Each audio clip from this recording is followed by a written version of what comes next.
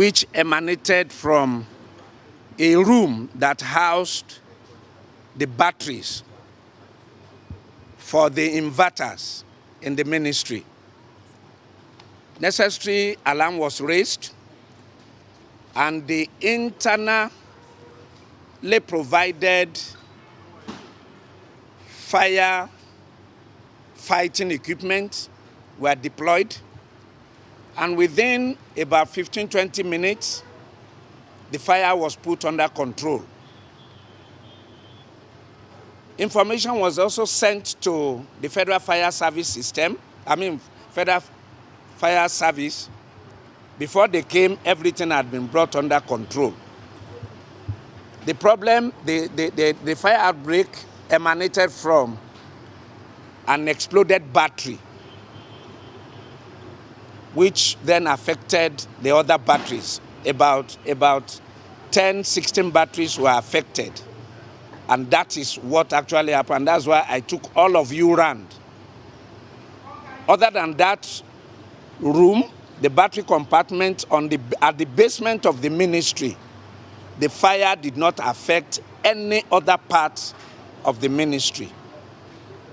Thank you very much. Good morning, Mary. Well, we just listened to that official of the Federal Ministry of Finance. What exactly have you been able to put together since you are right there on the ground, beyond the official briefing by that Federal Ministry official, Mr. Olajide?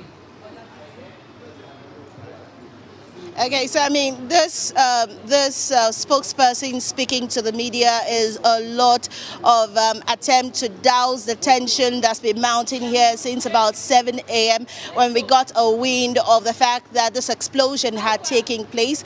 We spent over an hour, just at the gate of the ministry without being given access, and then with pockets of security men first denying that this ever happened, aside other security men who had told us that yes, there indeed was a fire, without explaining that it was an explosion. But with the ministry spokesperson taking us around, we can just realize that what had happened is that at the inverter room early this morning, there was some sort of mild explosion, and we've had men of the FCT Fire Service come in here, and men of the Federal Fire Service rather come in here, and they're trying to ensure that they're taking out the inverter and all of the other things that have been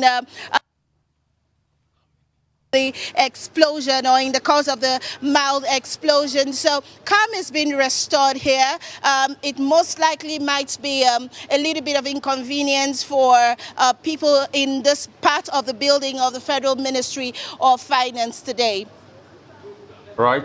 Tunde, you've got some insight. Okay. Thank you so much for that, Mary, real quickly. But we just want to know, why was that pushback? And there are stories making the rounds in the press that some officials even denied that there was a fire incident in the first place before this address. Well, I would say that it's probably the Nigerian syndrome, where people try to ensure that they do not get negative press. I remember my crew members and I insisting that we, are being told the truth, or at least we are being taken to an official who could, tell us what the true situation is. We even spoke with the spokesperson of the Federal Fire Service, who kind of told us that there was not really a problem. However, earlier, like 40 minutes ago, men of the fire service got to the gate and they were being turned back.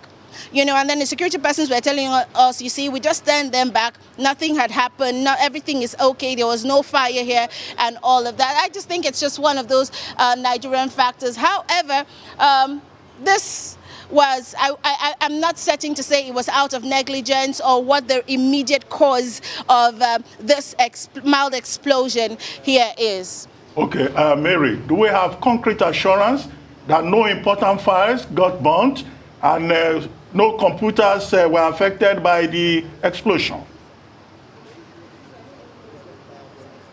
Well, I do not have concrete assurance that no official files have been burned here or being put in a mess because of this. I mean, getting the officials to even speak to us was a huge miracle.